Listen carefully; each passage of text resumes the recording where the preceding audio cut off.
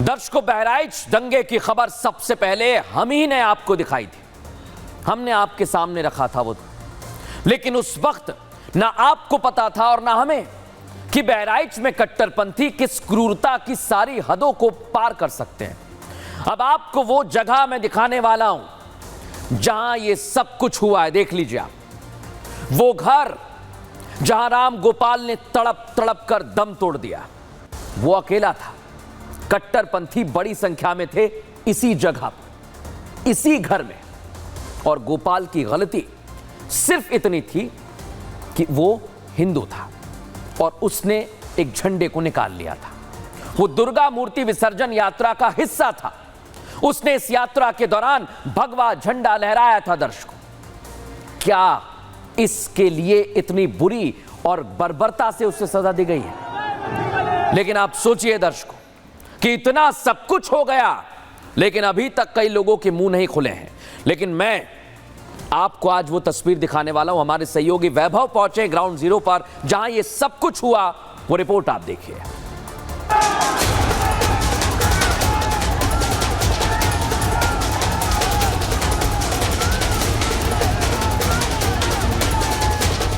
यही वो घड़ी थी जहां से राम गोपाल मिश्रा की सांसों की उल्टी गिनती शुरू हुई। मस्जिद के सामने से दुर्गा मूर्ति विसर्जन यात्रा निकल रही थी। कट्टरपंथी बाहर निकले और राम गोपाल को खींचकर वहीं पास में मौजूद घर में ले गए। फिर वहां जो हुआ उसकी गवाही पोस्टमार्टम रिपोर्ट ने दे दी है। रिपोर्ट से जो कुछ भी निकलकर सामने आया, उसके बाद हमारी टीम ने उस घर का रुख किया जहां इस तालिबानी क्रूरता को अंजाम दिया गया था।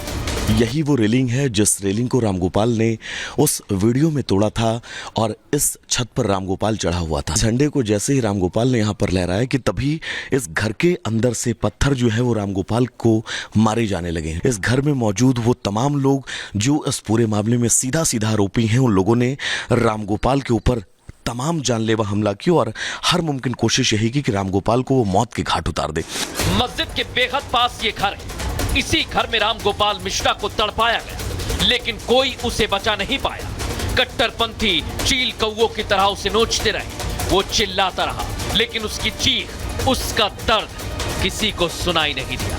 कांच की तमाम बोतलें जो है वो टूटी हुई हैं, क्योंकि जब भीड़ उग्र हुई, उस भीड़ ने इस घर पर पथराव किया। उस भीड़ ने इस घर पर जो है वो कांच की तमाम बोतलें जो है वो फेंक कर मारी।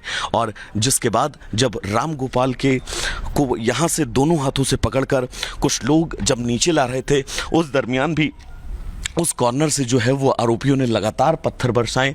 न सिर्फ पत्थर बरसाए बल्कि राइफल से रामगोपाल और रामगोपाल की मदद करने वालों के ऊपर फायरिंग भी की। राम गोपाल ने जीते जी वो सब कुछ सहा जिसका वो हकदार बिल्कुल भी नहीं था। कट्टरपंथियों ने उसे घेर लिया, उसे मौत के घाट उतार दिया, उसे मार डाला। देखा आपने जिस तरह राम गोपाल मिश्रा को जान से मारा गया है। ये घटना अब कई सवाल यहां पर खड़े करती है। सवाल ये कि इंसानियत, मानवता क्या लोगों में मर गई है? एक झंडा उखाड़ने की ऐसी मौत राम गोपाल को आखिर क्यों दी गई? क्या पहले से कोई प्लानिंग थी? क्या कट्टरपंथी सोच का मकसद समाज में अपनी दहशत फैलाना है? सवाल यह भी उठता है कि झंडा उखाड़ने पर तड़पाने का मतलब क्या है? राम गोपाल से क्या आरोपी कोई अपनी पुरानी दुश्मनी निकालना चाहते थे? क्या बदला निकाला गया है? अब इसकी जांच पड़ताल भी की जा रही है दर्शकों। और इसलिए मैं कह रहा हूं कि सीएम योगी आदित्यनाथ अब शांत नहीं रहने वाले। पहले ही दिन वो इस मामले पर अपने अफसरों को भेज चुके हैं, नजर बनाए हुए हैं। पुलिस प्रशासन के आला अधिकारी बैठक कर चुके हैं। ADG law and order Amitabh Yash Bahraich में थे। अमिताभ यश ने खुद मोर्चा संभाला हुआ था और इलाके में शांति व्यवस्था अभी स्थापित की गई। अभी इलाके में दर्शकों फ्लैग मार्च की तस्वीर आपको दिखा रहा हूं। यह बहराइच की ताजा तस्वीर है। अभी भी वहां पर पुलिस की मुस्तैदी है। डीजीपी प्रशांत कुमार ने बहराइच की घटना की समीक्षा की है। जिम्मेदार पुलिसकर्मी और अधिकारियों की रिपोर्ट भी तलब की गई है। इतना ही नहीं, वीडियो कॉन्फ्रेंसिंग कर अधिकारियों को जरूरी दिशा निर्देश दिए हैं। और इसके बाद एक और तस्वीर, सीएम योगी ने दर्शकों पीड़ित परिवार से मुलाकात की। वो बूढ़े मां बाप और राम गोपाल की पत्नी राम गोपाल के जाने से बेहद दुखी हैं। उन्होंने सीएम योगी के सामने दर्द बयां किया। योगी से बातचीत के दौरान राम गोपाल के माता पिता की आंखों में आंसू छलक पड़े। पीड़ित परिवार ने सीएम योगी से खून का बदला खून से लेने की मांग कर डाली। राम गोपाल का परिवार गोली का बदला गोली से चाहता है और सीएम योगी ने भी इस बात को सुना है। इस रिपोर्ट में दिखाता हूं।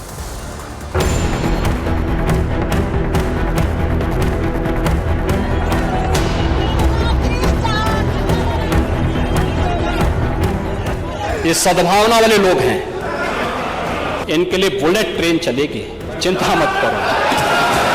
और उस बुलेट ट्रेन की तैयारी की जा रही है। सीएम योगी आदित्यनाथ ने यह बयान यूपी विधानसभा में दिया था। मुद्दा था गोमती नगर में बारिश के बाद सड़क पर जमा पानी से महिलाओं से छेड़छाड़ करने का। तब योगी ने साफ शब्दों में कहा था कि आरोपियों पर अब बुलेट ट्रेन चलेगी। बहराइच हिंसा मामले पर केवल पीड़ित परिवार ही नहीं, उत्तर प्रदेश ही नहीं, पूरा देश जल रहा है। ऐसे में अब सीएम योगी से बुलेट का बदला बुलेट से लेने की मांग हो रही है। आरोपी पर बुलेट ट्रेन चलाने की मांग परिवार वाले कर रहे हैं। फांसी इनका घर गिरना चाहिए, फांसी हुई है। तो जितनी गोली हमारे भाई को मारी गई उतनी उनको भी मारी जाए। बस बदला खून होगा, खून का बदला खून। खून का बदला खून ही होना चाहिए। खून के बदला खून। हमारा बड़ा भाई गया है तो गोली का बदला गोली से ही लिया जाएगा। यह है सरफराज उर्फ रिंकू, राम गोपाल मिश्रा की हत्या का मुख्य आरोपी। इसकी भोली सी शक्ल देखकर इसके मंसूबों का अंदाजा लगाना मुश्किल था, लेकिन इसी सरफराज पर राम गोपाल की हत्या का सुरूर चढ़ा था। लेकिन आरोप है कि इसी सरफराज ने राम गोपाल के साथ सारी बर्बरता की हदें पार कर दी। सबकी निगाहें अब सीएम योगी पर टिके हैं। योगी पहले दिन से लेकर अब तक बार बार कह रहे हैं कि आरोपियों को बख्शेंगे नहीं। अब सबको इसी एक्शन का इंतजार है। इंतजार है राम गोपाल के लिए बह रहे आंसुओं का हिसाब कट्टरपंथियों से लेने का। दर्शकों, बहराइच में हुई हिंसा की तस्वीर हमने आपको दिखाई। राम गोपाल की हत्या कर दी गई और इन सब के पीछे की वजह आपको पता है। वजह है मस्जिद के आगे से यात्रा निकाली जा रही थी और इसमें डीजे बज रहा था और यात्रा में डीजे पर भजन बज रहे थे। दूर दूर तक भजन की आवाज जा रही थी और यही वजह है कि कट्टरपंथी वहां पर आक्रोशित हो गए और फिर यह वाद विवाद बढ़ा और खूनी खेल खेलना शुरू कर दिया गया। इधर कर्नाटक हाईकोर्ट ने दर्शकों आज एक फैसला दिया है। क्या है वो? साफ कहता है फैसले में, जय श्री राम के नारे लगाने से या डीजे पर भजन बजाने से किसी की भावनाएं आहत नहीं होती हैं। यानी अगर कोई शख्स गुजर रहा है मस्जिद के सामने से, नारा लगा रहा है, भजन बजा रहा है, सुन रहा है, तो इसमें उपद्रव, दंगे, मारपीट का कोई औचित्य नहीं है, कोई मतलब नहीं है। यह कर्नाटक हाईकोर्ट का कहना है। दर्शकों, टिप्पणी है।